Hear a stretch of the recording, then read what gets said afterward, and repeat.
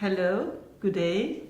My name is Tina Lindgreen and I'm the president and founder of Water, Air and Food Award.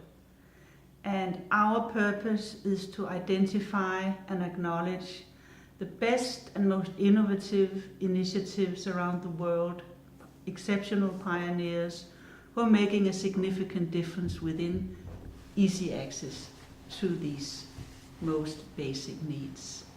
And so, with me today, I have two guests, and I have Zohra Yusuf, and you are a journalist and a television personality and the former Miss Afghanistan.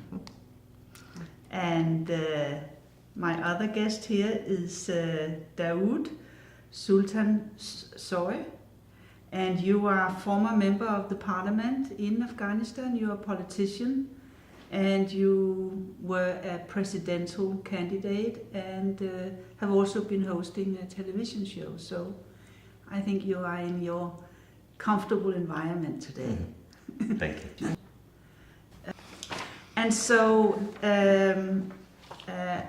what I would like to talk to you about today is really to understand what you understand about what it's like to grow up in and to be participating as intensely as you are in a country which is at war, and making your contribution and making the difference you want to make in order to improve the situation. Mr. Daoud, you were talking about that what war does to us, it makes us lose hope, it makes us lose confidence, and it makes us lose, but you mentioned lose, which means that in fact it is something we have to begin with. We are born with, it looks like it, we are born with the ability to have hope. Exactly. And to be confident in ourselves. Exactly. And our surroundings. Life, from the beginning to the end, is about hope. Yeah. Every human being, from the time they are born, they have desires, and those desires are intertwined with hope. A baby who desires to have the mother milk him or her. A toddler who wants to walk with their hand held by their parents to school, hoping for comfort, hoping for certainty, hoping for security. This is human nature. We hope that the day brings a nice weather. We hope that the stock market does well. We hope that the harvest is good. All these things. But of course, with hope, you have to also pursue and do things that you can achieve those things that you desire. But the intrinsic feel that human being has is intertwined with hope, in my view. Yeah. So, Zohra, yes. I was going to ask you. Now it looks as if there are two parts of a human being. There is that one part which is like angry and want to kill and want to destroy and is upset and it even gets numbed to and don't care about pain in the end. Don't even consider happiness as an option. And then there's another part of us which has hope, which is optimistic, which is confident, and I'm just seeing that there's one part of us which creates the war, and then there is another part of us which wants peace. I think we should focus more on the part that wants peace and create peace, because this is much more important. And a lot of people, like if I give you example of my own country, Afghanistan, because I don't know much about the rest of the world, but I have experience with Afghanistan.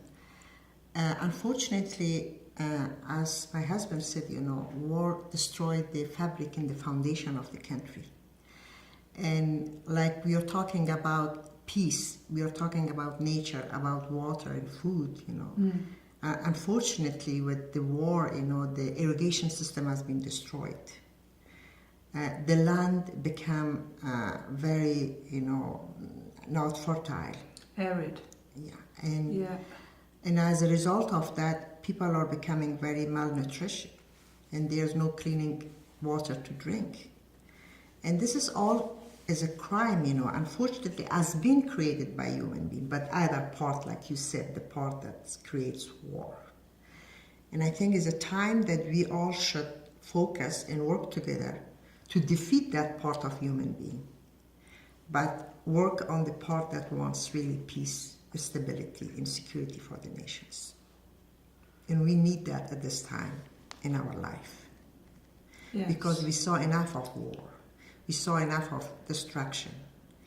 As we saw, the immigration, that all these people are immigrated from war zones like from Afghanistan, Syria, or Iraq. They are all going towards Europe. In European, they don't want to take it anymore because they don't have enough place for them and they don't have enough job for them. And what should we do? We should create job, we should create security, we should create peace in those countries, the country that they belong to, the country belong, These are all the issues are very important, I think, for all of us as a human being. And I know sometimes when you live in a war zone, you are becoming desensitized. I saw that, in Afghanistan, when there's a suicide bombing, or suicide bomber, just destroy a place, people are becoming very desensitized towards life, They are just living their life with war. They are accepting, and this is dangerous when you are accepting violence. And violence, unfortunately, creates violence. When we are talking about violence, nowadays the violence is not only against human beings, it's against nature too. The nature has been destroyed, unfortunately, in some part of the world. Yeah. So, what can we do? What can we do to turn the attention to reverse the cycle of this environmental and social degradation? We should say no to the bullies, to the I'm not saying to the nations, but saying to the governments, just for their own benefit, They are the ones who are creating wars, We should say no to them, and we should stop them. How to stop them, I don't know very much about it. Mr. Daoud? Well, I think we should always look at history and learn from what we have done in the past and not repeat it. As the famous saying goes, if we don't learn from history, we're condemned to repeat our mistakes. Mistakes have been made, of course, and it has many reasons. War, as well as peace, of course, has requirements, prerequisites. We have to think about those prerequisites. What brings peace? What reduces the probability of war? How do we get rid of conflicts? These are all things that are very important and pertinent questions that every human being in today's world should ask, especially the way we are connected today. The connectivity of every human individual compels all of us to become more participant individuals in our daily lives, whether it's about war, about peace, about environment, about other endeavors of human life. Since you talked about war specifically, I would like to mention one or two things. Human beings becoming more active in the political process of their life, not being indifferent about what happens to their governments, not being indifferent on how their politicians behave and how they're elected. These are the things, the fundamental things that every human being can take a step towards and hold those that they choose accountable and make sure that the agendas that these people are elected around are agendas of peace and prosperity, peace and stability, peace and responsibility. These are the things that every individual that comes as a politician and forwards himself or herself to be in charge of our political destiny should be held accountable that these are their agendas or part of their agendas. All nations want progress, all nations want prosperity, all nations want their citizens to have a good life. But we should make sure that it's not at the expense of other nations. The formulas that were used in the medieval days, in the Middle Ages, in the colonial era, and even until the late 20th century, those formulas are very old formulas.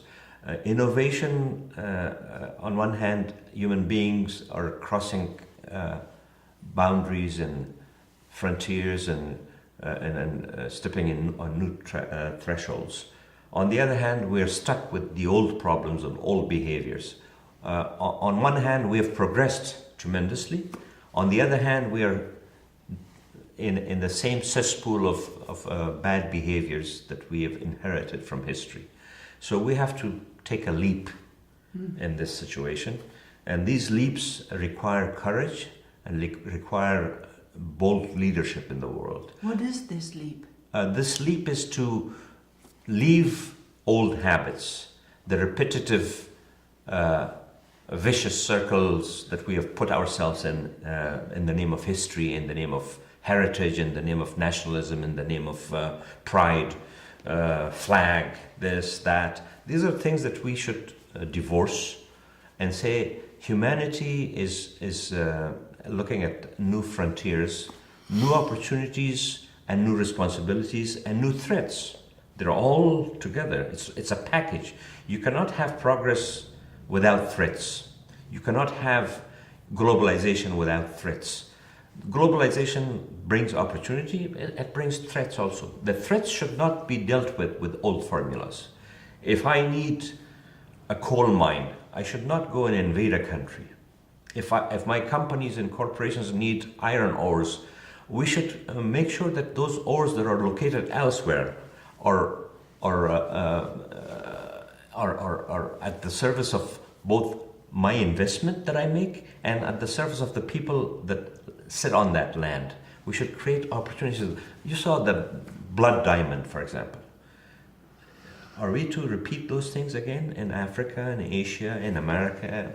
What do we do to our water? What do we do to our oxygen that we breathe? What do we do to our forests that we cut every day? All these things are opportunities and threats at the same time. Mm-hmm. While you need to cut some forests because you have to control its growth and you have to take advantage of it, but you also have to replant.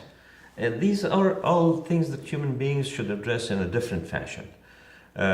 War brings profit for some, for very few. War is profit. But those profits should be weighed against the disasters that war brings to others. And human policing of its own behavior should become a new norm. We should not just sit and be fat and happy because we are a strong nation and let the other nation that is weak die, because it will come and affect us one day. The disease of that nation, the poverty of that nation, the lack of opportunity of that nation, what does that do to that nation? It breeds extremism, it breeds terrorism, it breeds fundamentalism, and it will come and haunt us where we are sitting fat and happy. What is the root cause of war? Profit. Profit for few, disaster for the rest, I think. As my husband said, like today the world is a small village. If something is happening in a very, small country of the world like Afghanistan, that will affect the rest of the world too, There's no distances right now. And like, as you said, what is the root of war? As a profit, definitely. Some people, they want the resources. Some countries, they need the resources. And for having or getting the resources, they are creating wars, you know. I see these young kids, you know, they grew up in poverty. And when they grow up in poverty, they think there's no more hope, you know, and they are becoming and they're taught they are becoming very fundamentalist. And this is dangerous. We need to give them hope. I saw young kids that they don't have school, they don't have a clean water to drink, there's no good food, they don't have a place to play a very simple thing, ball, you know, to play football. Afghan kids, they love to play football, but they don't have a place to play football. This is, on the other hand, I'm sure through the media, you know, because nowadays with this internet and Facebook and all these things, they are seeing the kids in other parts of the world, how they live. And they are questioning why we are living in this condition. Who brought this misery on us? And this is, when you said, what is the root of war? Of course, few countries, you know, they are looking for resources and they are creating war to get the resources. But okay, you can have the resources from other poor countries, but distribute it. We should distribute the wealth of the nature. We should distribute that among ourselves. Yeah. We shouldn't be that much greedy to take all for us, but leave the rest of the world, you know, in poverty and live in disaster. That's exactly what I have experienced when working with access to clean water and food and clean air. That in fact there is plenty of food, there is plenty of water, but it's the distribution of fair. These commodities which is the challenge. I can give you an example of the poor and wrong distribution of some of our resources, fundamental resources. Drinking water. Drinking water is a multi-billion-dollar business in the world. Billions of dollars. That shouldn't be the case. Drinking water is the gift of nature. Water is a gift of nature. And a few companies should not give us a bit of this. It's more expensive than oil right now. That's criminal in my view. If of the 7.5 billion or so human beings living on this earth, maybe a few hundred, at most, a few hundred million people have good drinking water. The rest don't. That's not fair. If I could see that everybody else who lives up to 85 and 90, average age in some societies are moving up to 80, 90. In some societies, it's dropping to 30, 35. And they see it, they notice it, and they ask questions about this. The land that we have in the world, for example, the amount of arid land that can be irrigated if water is properly managed, if you can feed all the the starved people on Earth, and much even more. In fact, 1.2 billion tons of food is thrown out per year. Because the prices should be kept at the right level. The other thing that is important to pay attention to in terms of resources, in my view, is that the distribution of water and management of water, rivers, sweet water I'm talking about, and the production of power, electricity, because of political conflicts, because of sovereignty and national interests of some nations and other nations, human societies are deprived of basic power. If every kid in Bangladesh or in Pakistan or in Afghanistan had the availability of power, and if they were benefiting from distant learning, for example, the Microsofts of the world, the Apples of the world, and other corporations of the world all have the ability to provide distant learning for these deprived kids if there was electricity. Imagine if education became more prevalent. The more educated people we have on earth, the less conflict and the less fundamentalism, the less extremism the world will experience. These are very much interrelated. Yeah, and the other thing is, I think, is one issue is the war, you know. The other issue is the lack of education. In some countries of the world, people, they don't know how to manage water. The water is wasting, you know, and water is very important. And for that, we need to educate people, you know. Because, like, even in America, even in Western countries, you see these young people, these teenagers, you know, they are taking a long showers, you know, they are wasting water because they don't know the value of water. We have to teach the people the value of water, how water is important for life. And the value of all resources. And especially water that we are talking about. It seems to me that there is a war going on inside the human being. Because when I listen to you, for example, I can see so much goodness in you. I can see so much wanting to, you know, establish access to these resources, to live in a conscious way, to have real education. And you use very nice sentence, living in a conscious way. Yeah. A lot of people, they don't live in a conscious way, unfortunately. But we do have a choice. We could.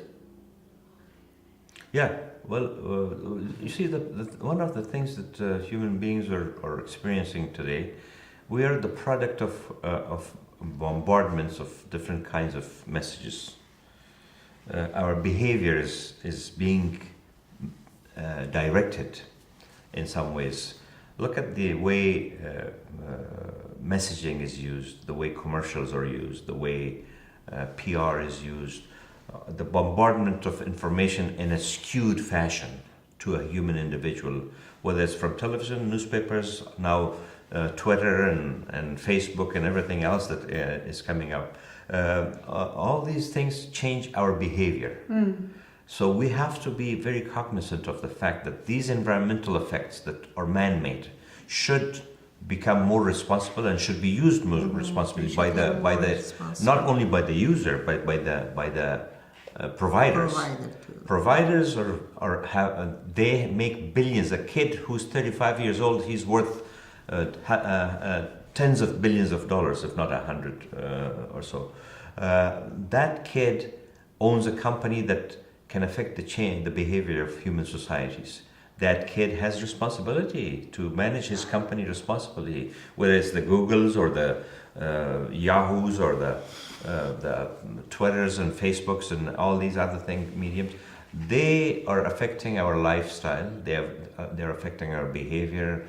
The television, the movie industry, all these things. So we need to talk to them also. We need to bring them on board. We need to make them part of this equation, that it's not just profit that they should think about. It's the responsibility to look at the other side effects of what they're providing for human beings. This is very important. So it seems to me that living in a conscious way or having that respect for our resources, the part of us that can respect, and then that is a prerequisite for actually creating or having a situation where we have access to the clean water, to the food, and to the clean air.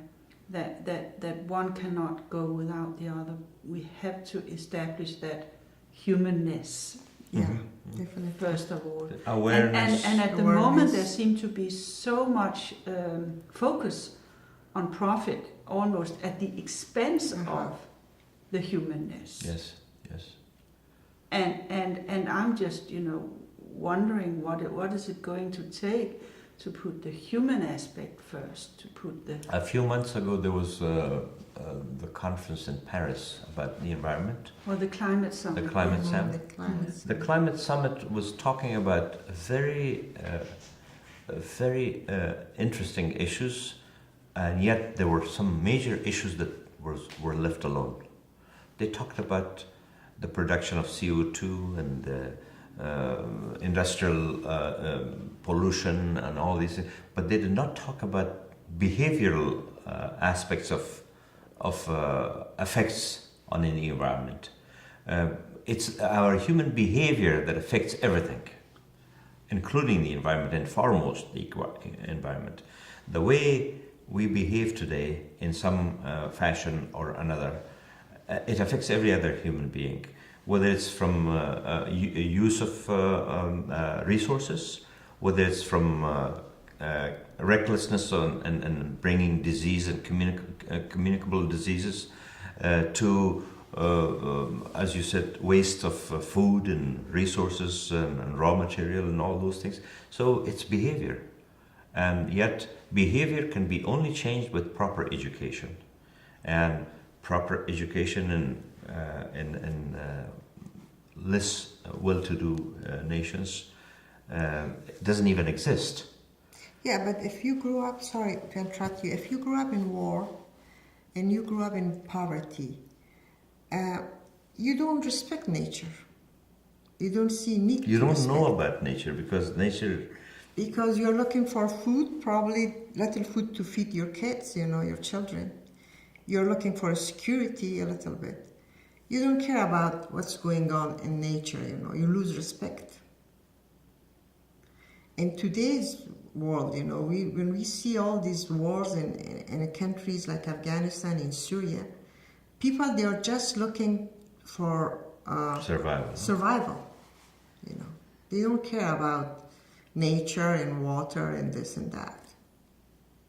But the ones who live in a goodwill, the ones who live in stable situation. The one who lives in a stable situation, this is their job and our job, to educate them or to create a safe place for them, a safe environment for them. To show respect. When you show respect, you awaken the respect in the other people, person. Yeah, or to educate them. Yeah. But I can say, probably at the end, I can say all the wars are, is over resources basically, and today's war, I think, personally, is over water. The wars are over water. Water wars. Water wars, yeah. The new phrase would be water wars. What is your very personal motivation for wanting to make a difference? You see, every human being is raised in a certain way that certain things click them, and we were raised in a country in a situation where things were fine, things were good. I was raised in a very well-to-do family. I mean, we were not needy. We didn't need. We were not poor. We were not very rich either. But we were educated, and then we saw that opportunities became available for us because of our education, and we built a very good life because of that. And then you wonder once in a while, you say, okay, if I had that opportunity and if I have been able to do this, and if I have the ability to create that opportunity for others, then why not? And that's what has clicked me and driven me so far. I wasn't pushed to do it. I wasn't forced to do it. I chose to do it. Because I think it's richness does not come to you just from material wealth. There are other factors that enriches your life, family, friends, good memories with them. All these things are wealth. They're important. And if you've made a difference in a country that needs to have some people to make a difference, you notice it. I've noticed that I've made a difference. I'm sure she is making a difference. And we don't do it because of other things, because what we have made a difference about may not even be noticed by many, but we know that we have made a difference. And that makes you happy, that makes you content. And it's a good feeling. And believe it or not, it's not that it's lost on people. When you try to do something that is right, people respect you, and that also gives you a good feeling. Respecting you for what you've done, not respecting you because you have so many guns or such a bank account, but what you have done with them, not for them, but with them. The notion of doing something for others does not interest me that much. It's important to do it with them, so they can be a part of it. That way it's sustainable. If you go with your full pockets and dump some money somewhere, you think you've done something for them, it's a one-time deal. But if you go and try to do something with them, and then you learn from them and they learn from you, you respect them and they will respect you. So far, in our situation, we have to be very patient. Some of the things that we have done, I've seen its results in an indirect way, and some of it may take more time. These things sometimes take time. We have to be patient. Yeah, well, the reason we are here, is due to war. And life is choice. Right now, we choose to be in Afghanistan. We did our job in here. We raised our kids. We have a good life in America. But right now, at this time of my age, I'm a grandmother. I'm 6 years old. I like to go back to the country and be with my people. And this is my motivation.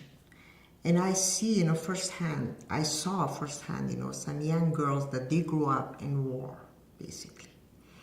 And when we talk to each other, I learn from them and they are learning from my experience. And they like that, and they are becoming very happy when we are talking about the past.